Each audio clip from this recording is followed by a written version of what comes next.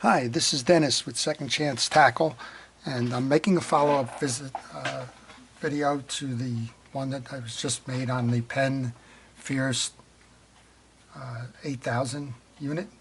Basically, that one was an overview of the reel, which I consider a nice medium reel, and largest in its size.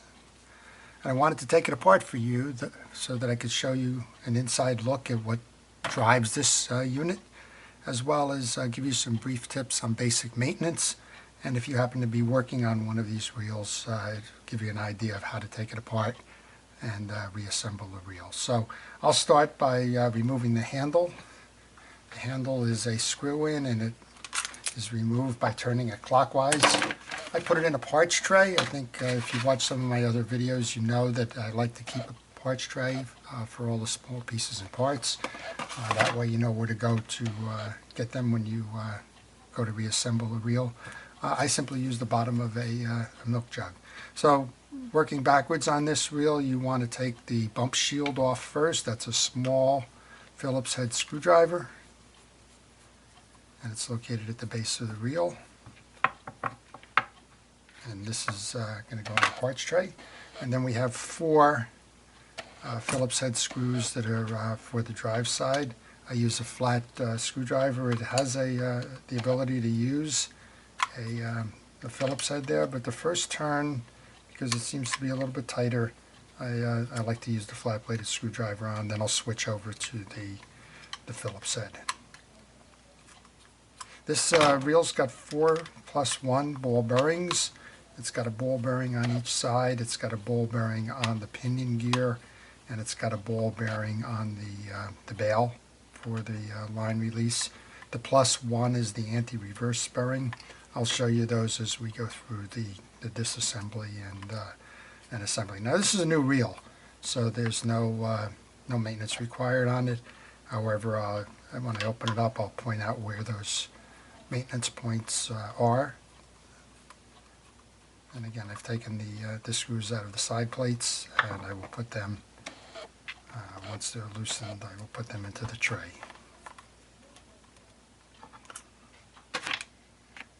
These side plate screws have a little touch of Loctite on them, which is why that first turn of the reel from time to time is a tough one to take those screws out. You'll notice that by the blue at the end of it. That's a cool Loctite. Don't use the red Loctite. That's the one that's similar to a weld. But if you want to use that small Loctite, go ahead and do that. I don't recommend Loctite too much on reels because the problems that you have in taking the screws out. Okay, so that takes the reel off. Here's your side plate assembly. First of the bearings, it's on the main drive. We're going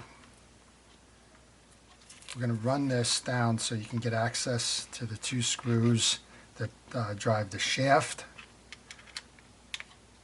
Now this reel does not have an override to the anti-reverse, and that's problematic. So you want to make sure that you get the spool off first. The spool assembly will pull once you remove those two. It pulls in full. If you wanted to do the drags, you could pull the button, pull the spool off, and then you'll have access to the drags. I'll show you that in a little bit. So now, why that's problematic, if you continue to spin this reel and this gets out of alignment, it will get trapped behind that main gear, and it becomes quite an issue in terms of getting it out. So here's bearing number 1 on a big main drive, so it's got a nice ratio. The ratio on this one is 5.3 to 1 and draws 44 inches per turn. It's new, so this is great. It'll show you how it comes lubed from the factory. You got the side drive shaft for the spool gear. Light coating. A lot of people make a mistake and over lube the reels. You'll notice there's not blue grease on the bearing. The bearings get greased with a light machine oil. You can use something like I do, which is a Real X oil, but there's also machine oils I think there's a Penn oil out there. There's all kinds of oils. Any one of them will work fine, including 3-in-1. Okay, so we pulled that one off. You see the second bearing is over here in the back. This assembly for the spool rides on a little guide. Has the gear inside. You'll see that's appropriately lubricated, and it sits behind that little guide there. So it just rests on there. I'm going to leave that like that. And then I'll show you how to take the spool off. So the spool is driven by a nut. Underneath that nut you're going to find the anti-reverse, and you're going to find the pinion assembly. Again, it takes the small screw out of the holder, and then this one just this keeps the spool nut from vibrating loose, which would cause a rock in your assembly. And then you're going to use a wrench turning counterclockwise to pull this bell carrier. I like this reel a lot. For the price, I think it's a value performer, and it'll stand up to basically anything you can do on the shore. Okay, so here's your inside of your reel. What we have is the anti-reverse mechanism here.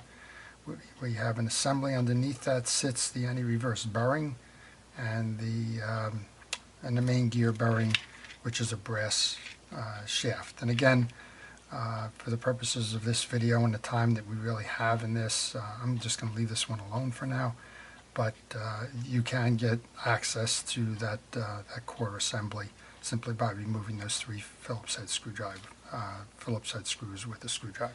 Okay, so I'll just reverse the process for you, and then I'll show you the drag system on the core spool. So it is an oblong pinion gear. There we go. That's seated. Pinion gear nut goes on. Don't over tighten these, but make sure they're snug.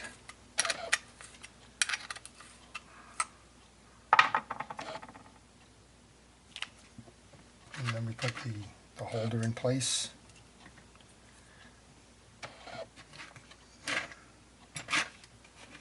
And now you can see why the parts tray becomes valuable. And then in that holder, there's the little stop screw that we took out there.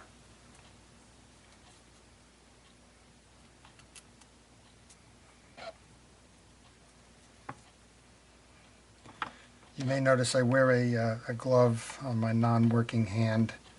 If it's a particularly messy project, the oils and that tend to gum you up, much like an auto mechanic would get a lot of grease on there, and I just prefer to keep the grease off my skin if possible.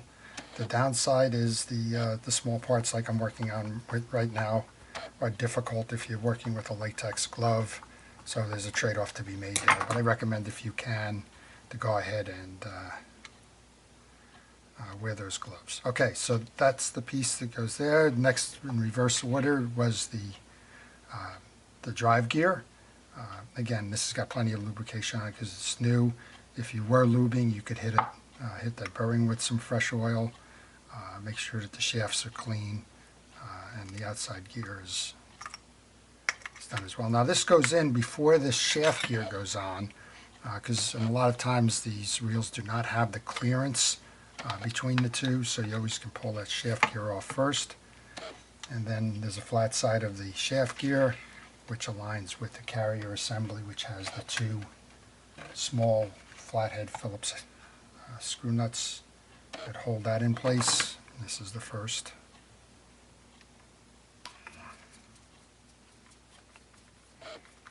And this is the second.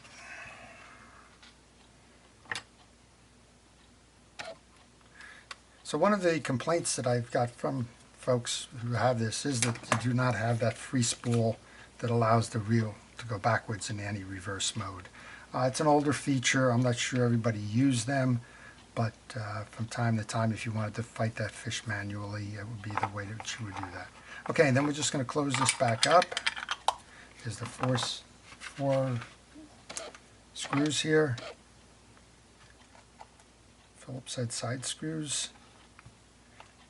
And again, they use Loctite out of the factory. I'm not real crazy about Loctite on screws in reels, just simply because if you go to maintain them from time to time, they will weld themselves shut and just cause bigger problems. So I have that. You could use a mechanical screwdriver here if you wanted to. If you don't have the finger dexterity, if you have something like arthritis or the like, mechanical screwdrivers are fine. Just watch that last couple of turns there. You don't want to over torque any of these. Now these are pretty sturdy side plates, but I've seen side plates crack, and I've also seen main gears warp because the pressure that was put on the main gear from the side plate was extreme, and it just forced it out of alignment. So if you're going to do this, snug, tight, but not over tightened. I think that's probably a general rule in any kind of mechanics. Okay, that's the last one coming up here, and then we have the bump shield. We'll go on next. And I do apologize for not showing you the anti-reverse assembly, but again, the length of the video, you know, that's another few minutes. But don't feel intimidated if you do have to take it out. It's only those 3 screws. Okay, then we're going to put the bump shield back on. And now we'll go do I'll take that drag assembly apart for you to show you the drags in this reel. Again, nice size reel, 44 inches every time you turn it around, 44 inches of line comes in. 5.3 to 1 on the gearing ratio is very healthy in that regard. It's probably one of the higher ones. Okay, so now you see the inside assembly. That's the side of the shaft. Either way that you pull that shaft off, with or without the spool, is immaterial. And you want to take the drag holder off. And then to service the drags, or just to show you simply in that, the drags are held in with a retaining clip that rides in a groove. This is the retaining clip that's in there. Again, I put these in the parts bucket just because it's a nice place to have them. And then the drag set, you'll see, is a series of six drags. They go fabric to metal in that regard. So 1, 2, 3, 4, 5, 6. Yep, that's what we got. 7, I'm sorry, there's another metal one in there. Fabric, metal, fabric, metal,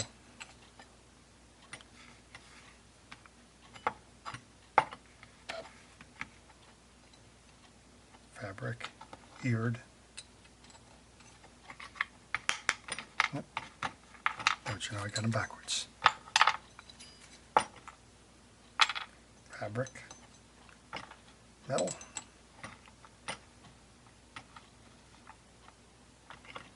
fabric, eared,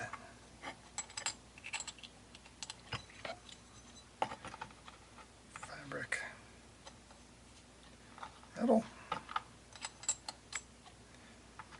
fabric, eared. And the ear is fitting into these slots. Fabric, metal, set it on the post to align all of the holes in the drags. Simply twisting it left and right usually does that.